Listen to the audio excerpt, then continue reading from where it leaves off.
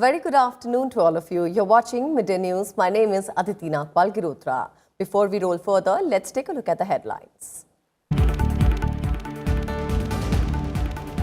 Need to protect and preserve India's unique and rich linguistic heritage, urges Vice President Naidu on International Mother Language Day, says language should become a catalyst for inclusive development.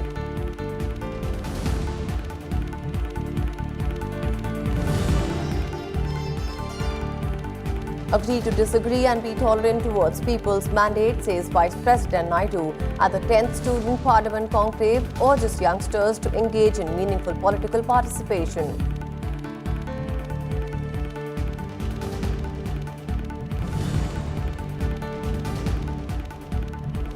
Special C17 military aircraft to leave for Wuhan to evacuate remaining Indians. Relief plane to also carry medical supplies. Coronavirus death toll reaches 2,118 in China.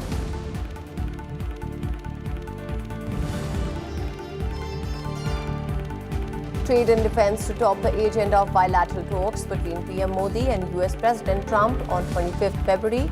Both leaders to address Namaste Trump event at Motera Stadium in Ahmedabad.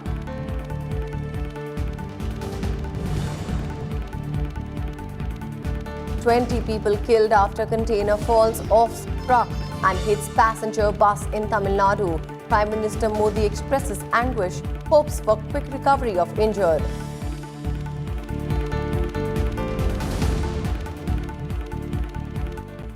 Vice President Venkaiah Naidu stressed on the need to protect and conserve India's unique and rich linguistic heritage. Addressing the event to celebrate International Mother Language Day in New Delhi, Vice President Naidu said that language is a tool for intellectual and emotional expression. India, like UNESCO, believes in the importance of cultural, linguistic diversity for sustainable societies. We strongly believe that we must collectively preserve our linguistic heritage. India shares UNESCO perspective on linguistic diversity and believe that mother tongue based multilingual education is very important. My dear sisters and brothers, I have always emphasized the importance of protecting and conserving our unique and rich linguistic heritage. The great Indian poet Acharya Dandi has said that if the light of the language does not exist, we will be groping in a dark world. Language illuminates our world, makes it easier for us to understand the world and follow human beings. Vice President Naidu said Indian languages are a repository of our collective knowledge and wisdom, which have been amassed over time.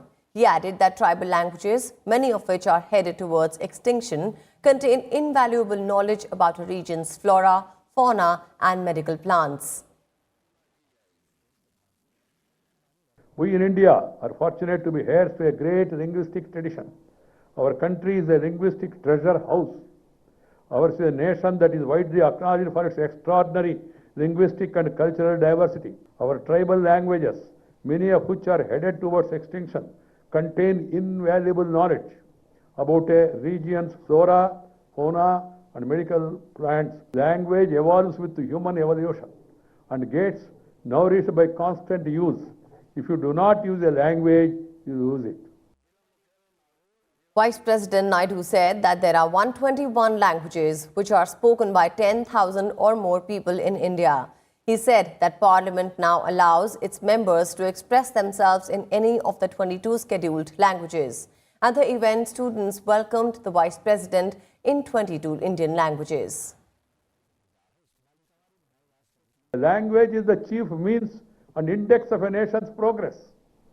We must ensure that Indian languages are used extensively with a sense of pride. Our language must serve as a means of empowerment of the masses. I am very happy that Parliament of India now allows its members to express themselves in any of the 22 scheduled languages.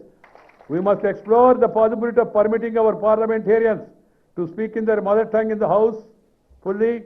We must tap the power of technology to make this to happen.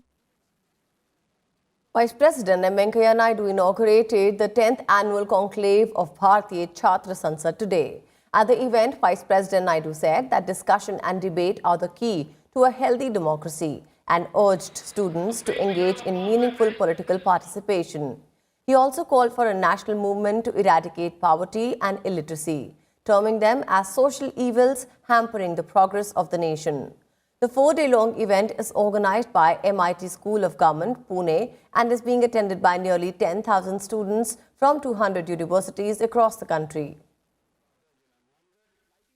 So now the youth of the country must read history, our heritage, our culture, and the great sacrifices, and also the teachings and preachings of great gurus, sages, and leaders from time to time.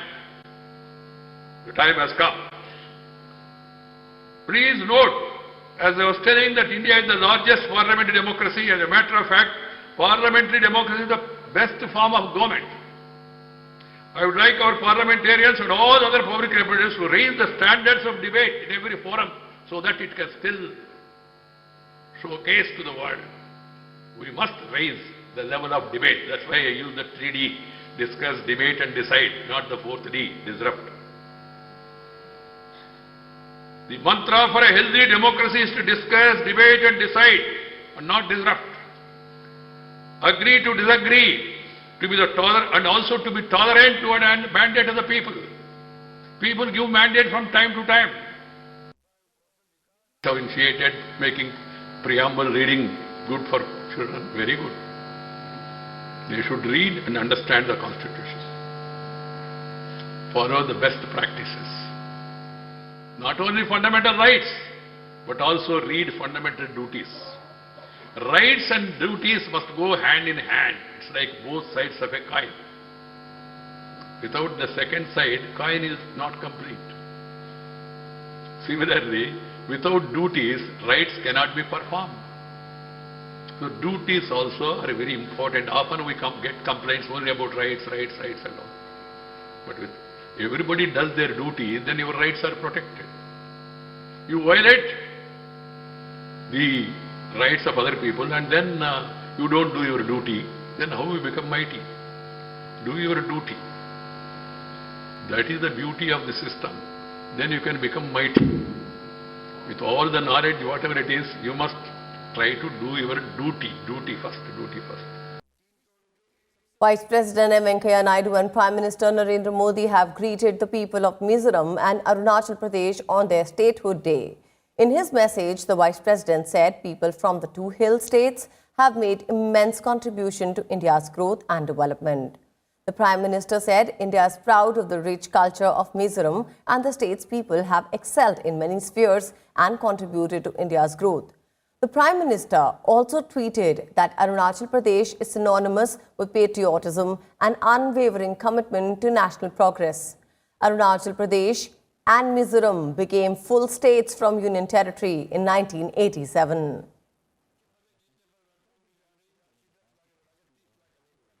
Rajya Sabha Chairman M. Venkaiah Naidu on Wednesday chaired a meeting of the General Purposes Committee where he briefed political leaders on proposed changes in rules and procedures and conduct of business in the Upper House. Leaders of 23 political parties in the Upper House attended the meeting in New Delhi.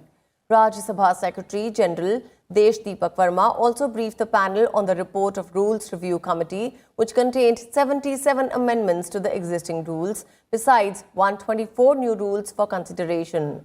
The next meeting of the General Purposes Committee will be held after the second part of the budget session of Parliament for a detailed consideration of the proposed changes.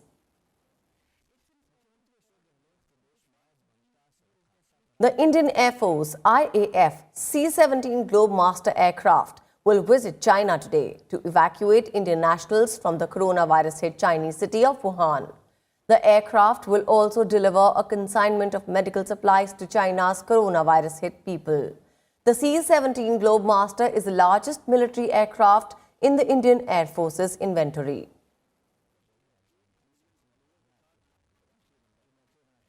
Coronavirus death toll in China has risen to 2,118 with the death of 114 more people. Hubei, the Chinese province at the center of the novel coronavirus outbreak, announced 394 new cases on Wednesday, the lowest daily number of infections officially recorded by China in weeks. The total number of confirmed cases in mainland China is now 74,576, bringing the global total to 75,674. The number of people killed by the virus continues to rise, with 114 more deaths announced in mainland China. In total, the global death toll is now 2,126. Chinese state media is adopting a positive stance on the fall in new infections, but WHO says it was too early to predict the end of the current outbreak. The news of a fall in infections in China comes amid spikes in cases in other Asian countries, notably South Korea, Singapore and Japan. Meanwhile, large numbers of passengers are due to leave cruise ship Diamond Princess today after 2 weeks in quarantine on board. Cruise goers from Canada and Israel will be among those allowed off Thursday. A total of 624 cases of the coronavirus have been found on board the ship so far.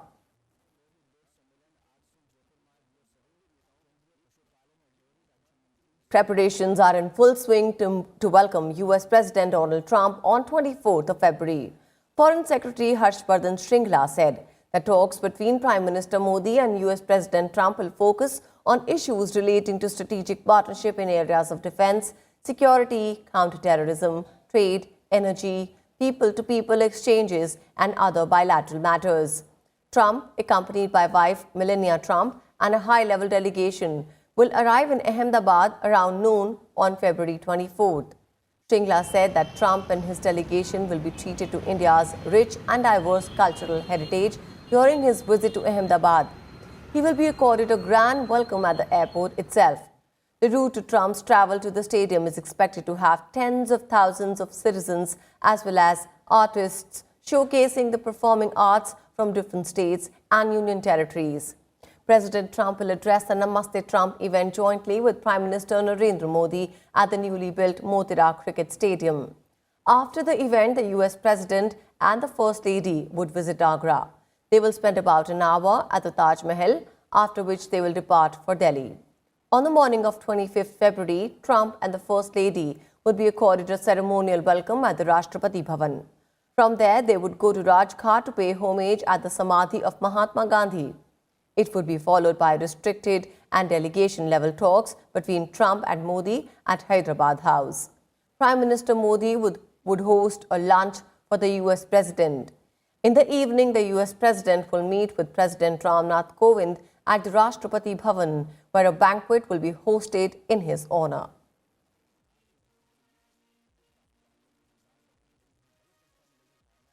And ahead of Donald Trump's visit, the Cabinet Committee on Security approved a government-to-government deal to procure a batch of 24 MH60 Romeo helicopters from the US on Wednesday. The bilateral agreement to seal the deal is expected to be signed after Prime Minister Narendra Modi's talks with US President Donald Trump next week. India is procuring the helicopters for the Indian Navy at a cost of $2.6 billion. The US approved the sale of the helicopters to India in April last year, and the fleet would replace aging British-made Sea King helicopters.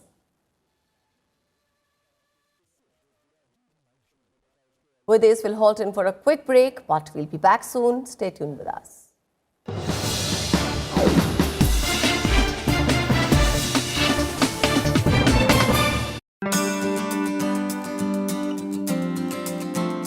What are some key legislations introduced in Rajya Sabha?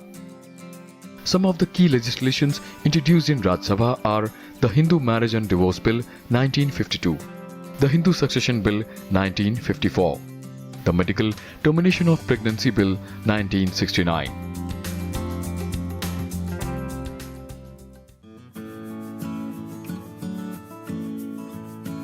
क्या नागरिकता संशोधन कानून 2019 किसी भारतीय को प्रभावित करता है?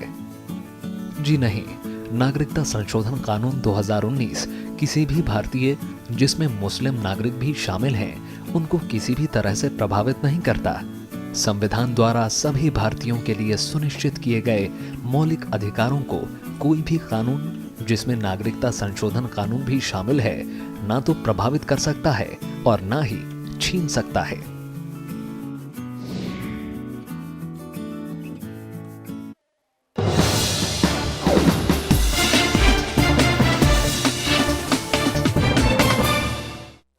Welcome back. You're still with us on Midday News. The government has made its flagship crop insurance schemes voluntary for farmers with existing crop loans or those willing to take new ones. The Union Cabinet approved revamping of Pradhan Mantri Fasal Bima Yojana and restructured weather-based crop insurance scheme to address the existing challenges in implementation of crop insurance schemes. Giving a boost to the northeastern states, the government said that the centre will now bear 90% of the premium for farmers from these states. प्रधानमंत्री फसल बीमा योजना को स्वैच्छिक बना दिया गया है। अभी तक जो लोग लोनी किसान होते थे उनका बीमा अनिवार्य था, जिनकी संख्या लगभग 58% पिछले दिनों में रही है, और जो गैर लोनी किसान रहते थे उनकी संख्या 42% रही है, जो 2015 से पहले 5% हुआ करती थी। लेकिन फिर भी राज्यों को, किसान संगठनों को, किसानों को लगता था कि इस योजना को स्वैच्छिक किया जाना चाहिए।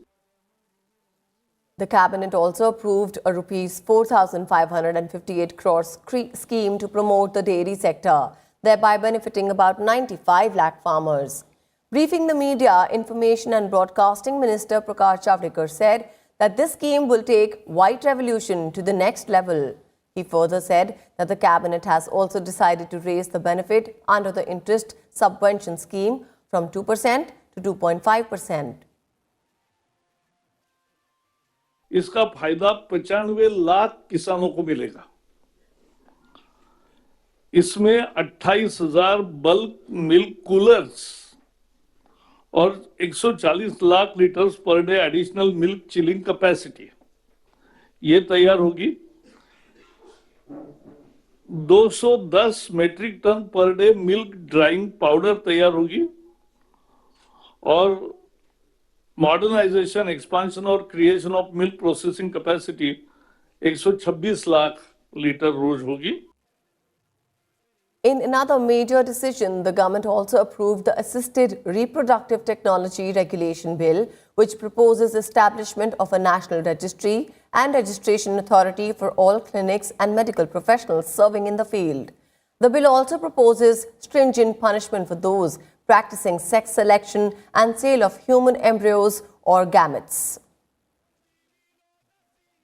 This bill hopes to establish a national registry and registration authority which will be applicable to all clinics and medical professionals who operate and serve in the field of assisted reproductive technology.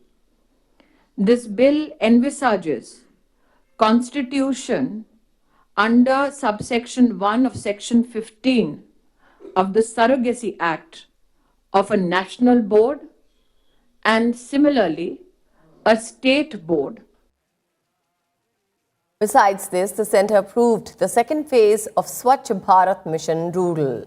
The second phase will be implemented on mission mode between 2020-21 and 2024-25 with an estimated central and state budget of rupees 52,497 crore. देहातों में भी जो कचरा plastic का हो, दूसरा गीला कचरा हो, तो सब कचरे का निष्पादन भी ठीक तरीके से हो, ये जरूरी है। पर्यावरण मंत्रालय, क्योंकि जो वेस्ट मैनेजमेंट रूल्स होते हैं वो पर्यावरण मंत्रालय के होते हैं, लेकिन वो और जो मंत्रालय है स्वच्छता के बारे में, वो दोनों मिलकर काम कर रहे हैं। The cabinet also gave the green signal for the creation of the 22nd Law Commission, which advises the government on complex legal issues. The term of the previous law panel had ended in August 2019.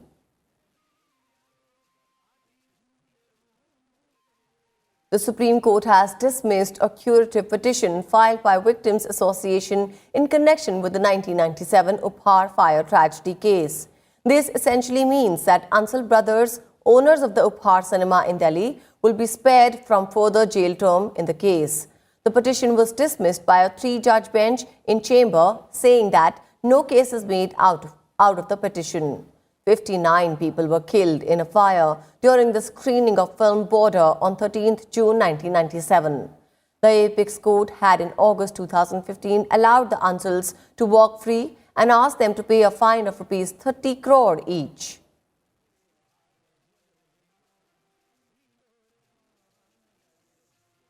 In a tragic incident in Tamil Nadu, at least 20 people are feared dead in a collision between a Kerala State Road Transport Corporation bus and a truck near Avinashi town in Tamil Nadu's Tirupur district.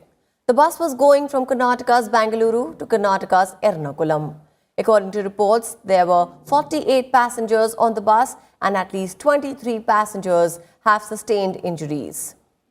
Prime Minister Narendra Modi has expressed grief at the accident. In a Twitter message, he said his prayers were with the bereaved families. The week-long Khajuraho dance festival has begun today at the famed Khajuraho temples in Madhya Pradesh's Chhatarpur district. Dance forms such as Kathak, Odissi, Manipuri, Bharatnatyam, Kuchipudi, Mohiniyattam, among others, will be performed by reputed artists. The event is organized by the Ustad Alauddin Khan Sangeet Evam Kala Academy under the Department of Culture. It will conclude on 26th of February. Khajuraho नृत्य समारोह देश का सबसे पुराना सबसे बड़ा नृत्य समारोह है। इसी के बाद देश में अन्य नृत्य समारोह शुरू किए गए। तो यहाँ पर नाचना, यहाँ पर नृत्य प्रस्तुति देना देश और दुनिया की हर नृत्यांगना का सपना होता है। और यूं जान लीजिए कि इस खजुराहो नृत्य समारोह को करते समय हमें इस बात का ध्यान रखना पड़ता है कि हम देश की उन सारी नृत्यांगनाओं का सपना पूरा कर रहे हैं और शायद इसी के साथ में जो कला रसिक हैं उनके भी सपने को पूरा कर रहे हैं। Indian wrestlers won 3 bronze medals in Greco-Roman events of the Asian Wrestling Championship on Wednesday. Ashu won a bronze in the 67 kilogram category, beating Syria's Abdul Karim Muhammad Al Hassan 8-1. Wrestlers Aditya and Hardeep also bagged medals of same color in the 72 kg and 97 kg respectively. On the second day of the competitions, India has so far 5 medals in the championships, after Sunil Kumar's historic gold in 87 kg and Arjun Halakurki's bronze in 55 kg Greco-Roman category on Tuesday.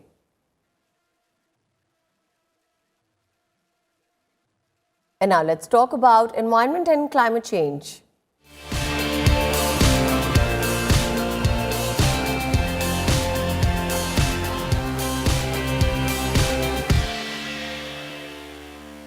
Joint report by WHO, UNICEF and The Lancet says that no country in the world is doing enough to protect its children from the impact of climate change.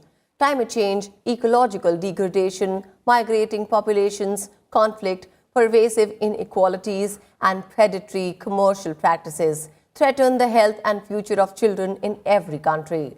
Nations across the world fail to curb the effects of climate change and provide a clean and healthy environment essential for their well-being. The report ranked 180 countries on the likelihood of a child being able to flourish, focusing on health, education, nutrition and child mortality, as well as carbon emission levels.